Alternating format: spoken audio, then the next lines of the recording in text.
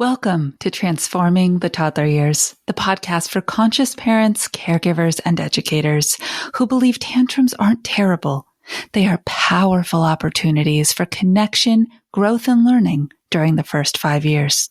You'll explore how to use intentional language to raise calm, confident, and deeply connected kids, because the way we talk to kids becomes how they see themselves and engage with the world. Hi, I'm your host, Cara Tyrrell, classroom teacher turned parent educator and teacher trainer. Are you ready to nurture your children's mind, body, and spirit? Welcome, Toddler Tribe. Let's transform the toddler years together. Welcome back, Toddler Tribe. It is the end of the year. I can't quite believe it. This happens every year, doesn't it? Today, I really want to help us do kind of an intentional regrounding into the vision of what 2026 wants to look like, wants to feel like, and the experience you want to have relationally with your kids. I have an episode from a long time ago that is just a meditation around this for mamas. So if that is something that would feel really good to you as you listen to me work through this episode, where I'm going to talk about meltdowns and tantrums and a new approach for how to be in that moment, a new idea for how to show up when your kids are, as they say, showing out, then please DM me on Instagram and say, Mama Meditation, please. And I'll send it right over to you. Okay, so let's dive in. The new year is here. Your kids have just experienced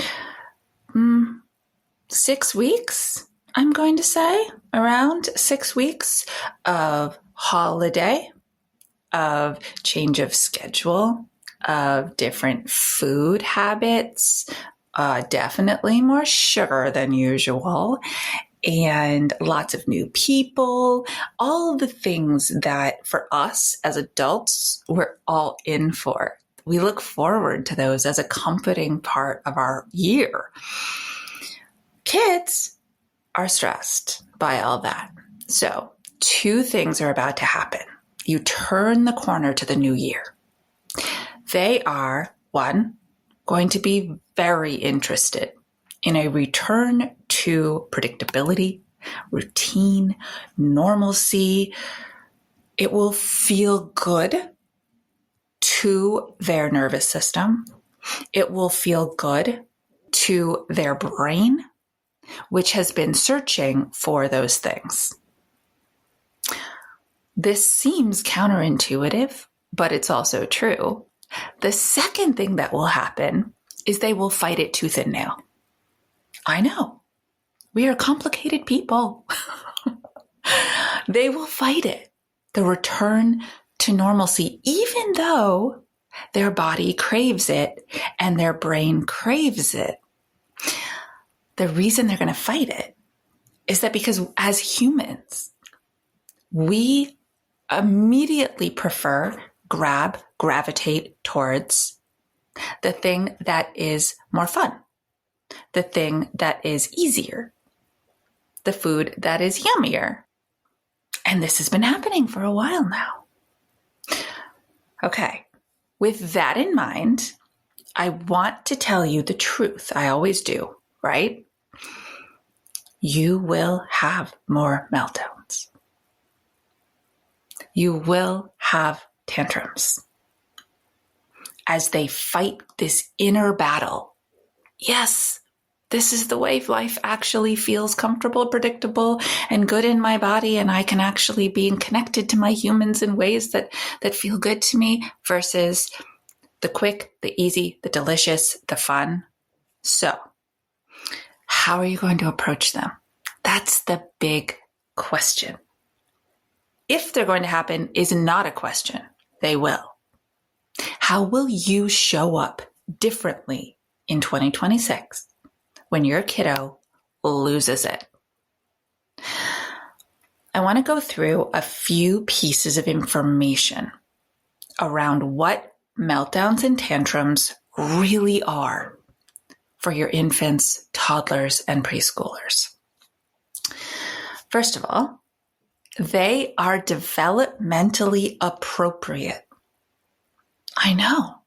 It seems like it would be the opposite, doesn't it?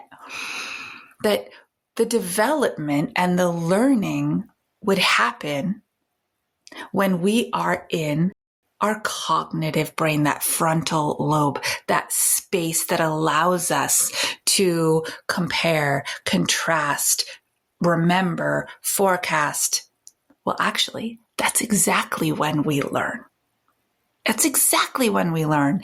And the reason I did this a little backwards for you is I want you to see that trying to teach or guide or inform your child about anything in the middle of a meltdown is pointless.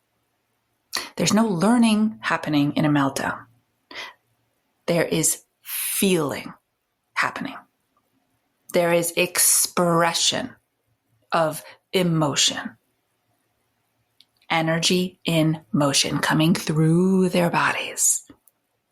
So meltdowns are big feelings expressed through sound, movement, and the whole body sometimes gets involved. That's a really important piece to shift your mindset.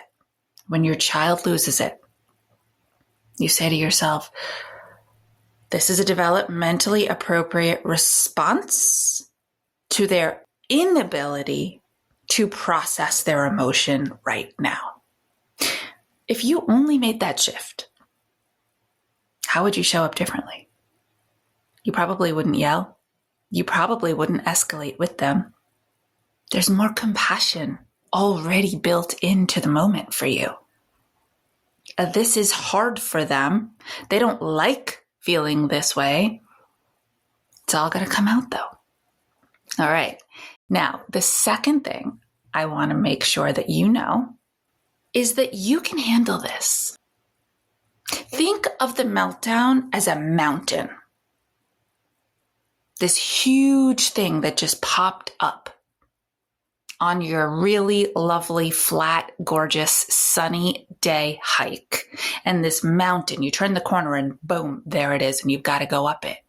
That's the meltdown, right? This big thing that's in front of you and it's happening and you can't change the fact that it's happening in that split second.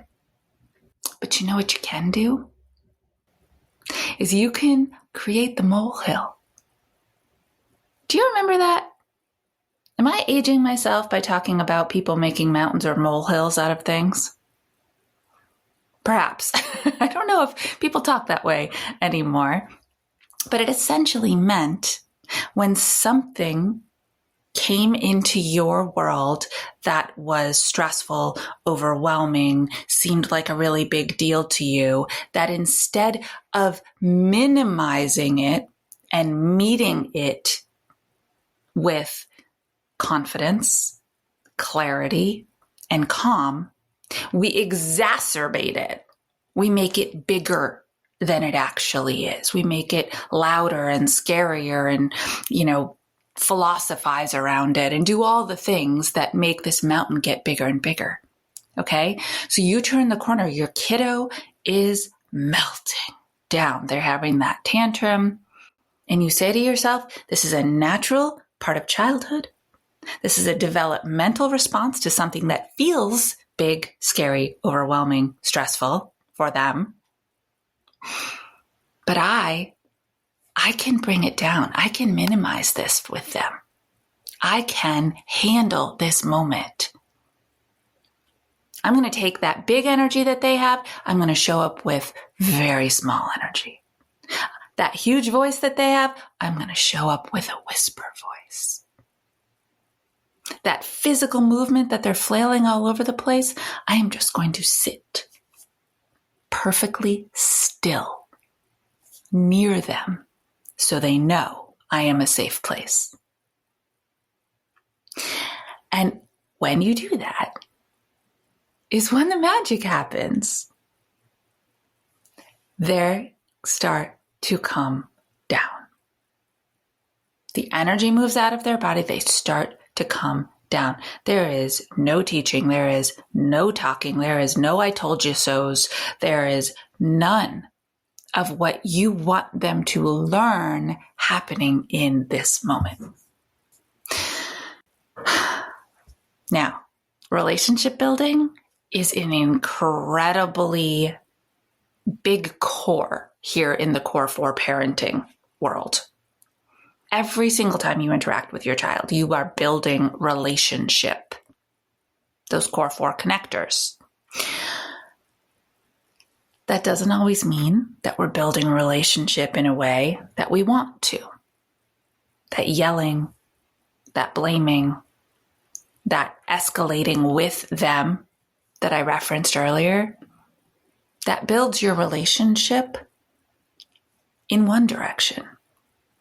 But what you want to do is build a relationship where the kids feel, remember, they're all feeling, allowed to express how they feel, allowed to share that wherever you are in the world. Now, limits, boundaries, and moving through, yes, you know I believe in all that too. That's where the collaborative parenting comes in. But in this moment, it's not about any of that. It's just about getting them through the meltdown while keeping yourself calm, keeping yourself clicked in. So a couple more things. When you stay calm, even though they are crazy, they feel seen, they feel understood, and they feel respected. They really do. And I know that's at like a psychological level, that social psychology piece that I love so much, that's hard to access. So don't feel like you have to understand why in this moment. Just know that it's true. Secondly, and lastly, I want to just take this off your chest. Take this all off your shoulders because you are a good parent. Even when they're melting down. You are a good parent even when they're tantruming. Their inability to move big feelings through their body at 1, 2, 3, 4 years old is not, please hear me, is not a reflection of your parenting. And if somebody around you is making you feel that way, then I'm sorry. And I'm here to say over and over and over again, that's just not true. You're here. You listen to shows like this. You read the books. You do the work. You care. You're showing up. You're not just a parent. You're parenting. There's a big difference. So, as you enter 2026, are you ready to show up different for those big moments for your child? And the best part is, every time you do, they do experience it differently, and you will notice less and less and less of them. Okay, so if you would like a copy of some of these tips that I've given you today, use the link in the show notes to download your own PDF. 5 mindful mantras for managing toddler meltdowns. And then you will have it all for yourself. You can print it, you can post it. And actually it also comes with audio clips of me saying them to you. So if having me in your ear is helpful to induce the calm state that you need, then feel free to grab those as well. I am so excited for 2026. In our next episode, it is our 3-year anniversary here at the Transforming the Toddler Years podcast.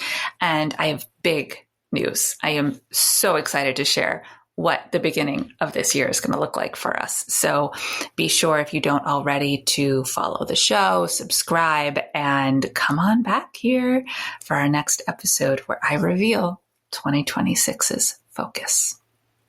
Until then, you know what to do. Stay mindful and proactive as we transform the toddler years.